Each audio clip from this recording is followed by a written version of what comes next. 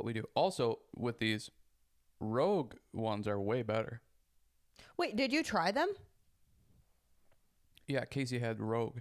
And you tried one? Yes, they're way better. And that was double the nicotine this is, and it was way smoother. But you didn't get the hiccups.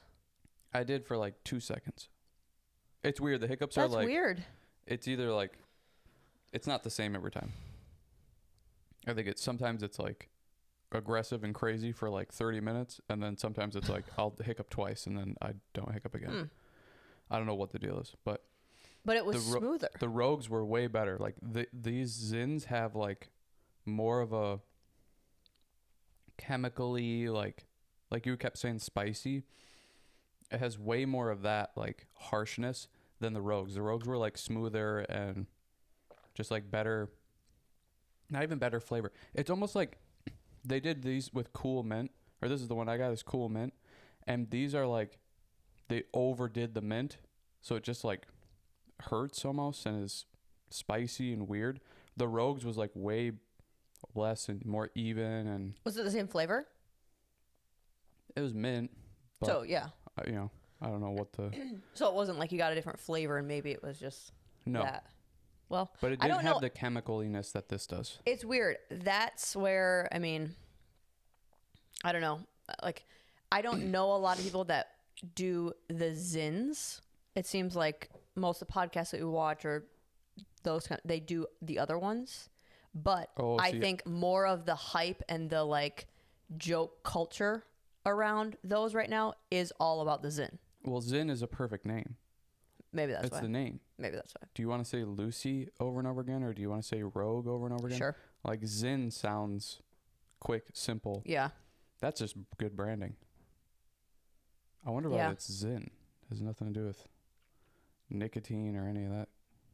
Neither does Rogue or Lucy, but... If I've had to do another career, I think I would have gone into marketing. You still could. I like that stuff so much, but I also like it when it's my aesthetic. Like, I like creating those things when it's for my personal things, but like I would never create a tin that looks like that. To me, that looks dumb, but it works probably. Yeah, yours would be like all black with like thin white lettering. Or the like blackout words too. Yeah, but it's like a different texture, a different color. Yeah, do like a matte black with a glossy black lettering. Yes. Gotcha. Hey, I know you. My vibe is and then you would do an all white one too for like a different flavor. So you do like the 3 milligrams in all black and then the 6 in all white.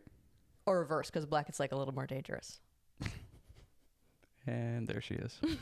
You were waiting for her. There she was. That's the person that I'm with. Danger. And that's not just on the podcast. That is my life 24 hours a day. Oh, it's awesome. What's so funny, we had the episode with Corey and Carly, and you just like not funny, not wanting to be funny, all that funny stuff. It's like you definitely try to be funny more now since being with me. I have to be. It's a survival mechanism. You're welcome. It was either shape up or ship out. Like either joining on the crew or if it fits, it chips. See you later. Aaron Briggs. What? If it fits, it chips. Aaron Briggs. We say that with so many things that don't make any sense of that, but if it fits, it chips. But I get no more joy. I was just talking about this. Like making adults laugh. Like if my meter of, oh, that felt good, is like, if kids laugh, it's a little bit higher. But I didn't realize how much I liked this. I teach a class of all boys ranging from 5 to 11 or 12. When I can zing them and they think it's funny, I'm like, this is the best. Yeah. Because it's also, I think why I think it's funny is for how like their reaction is so surprised that I could make them laugh. Oh, like they're surprised that like she said that. Like if I'm just making fun of someone else in the class, they like don't expect a teacher to do that or something. Yeah, maybe. Yeah. I think there's also something with, I think just in general, women don't tend to try to be funny.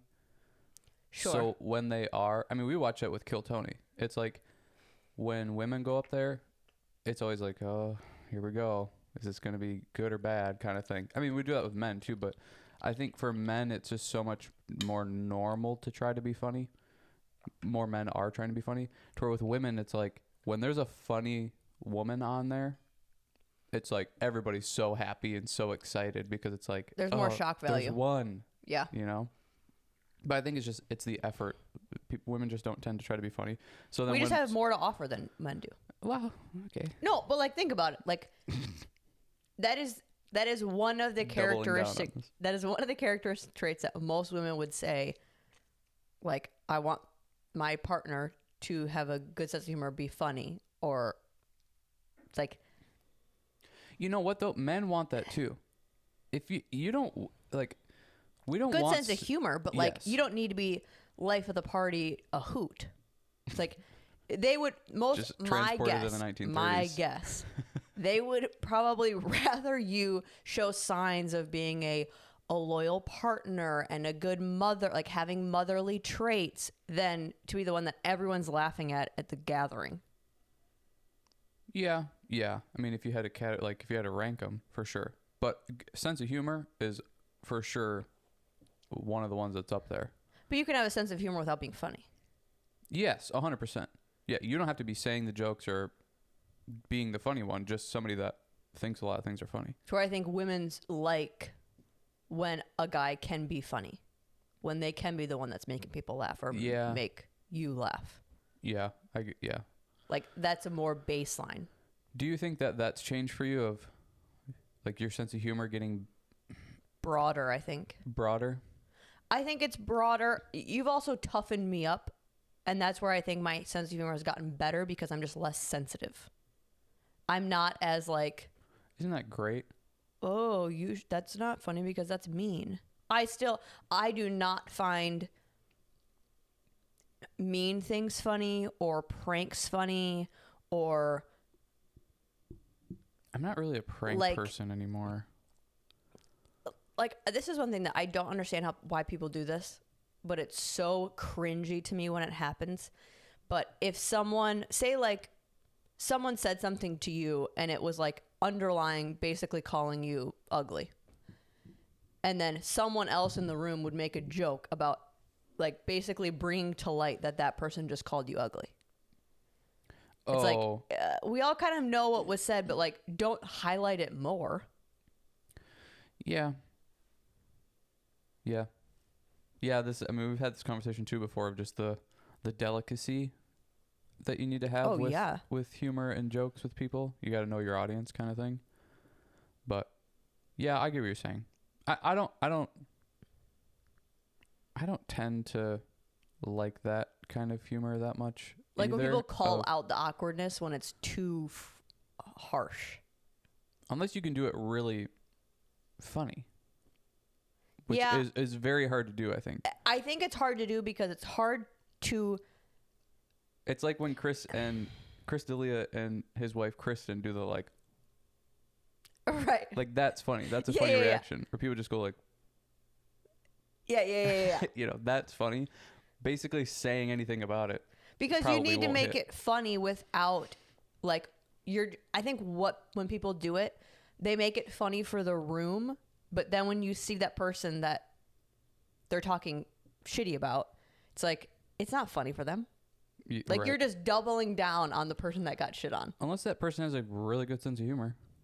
Sure, like, yeah. I don't think I get weird about any of that stuff if it's directed towards me. I mean, we were just back home and around my family, which it's like, we are just all chirping at each other the whole time. So I think people are generally good in my family about that. But when it's about me, I'm almost like, yes, shit on me so that nobody else is getting shit on. Because I don't know if other people can handle it. So I'm like, just say I'm stupid and dumb. And I think I do a better job if it's something that is, and this is going to sound so, so lame, what I'm about to say. Well, I you're a know very that. lame person. But I think with certain groups of people that I'm with very regularly, it's almost like I have like really pushed the things that I'm like, make fun of me about this, this, and this. And then like drill those. Sure. It's like people make the same jokes about me. And it's like, okay, these are topics like I'm fine with. It's like, Yeah. You know what else? you know what I'm saying? Like it's not off the wall. I'm like, where did that come from? Yeah. Yeah. There might be something too with me being the youngest. Like I was always the one that was smaller, weaker, not as smart because I was younger. Sure. So I think you just quickly learn how to be self-deprecating and take that, because it's like, how are you going to survive if you're going to be sensitive and don't pick on me? It's like,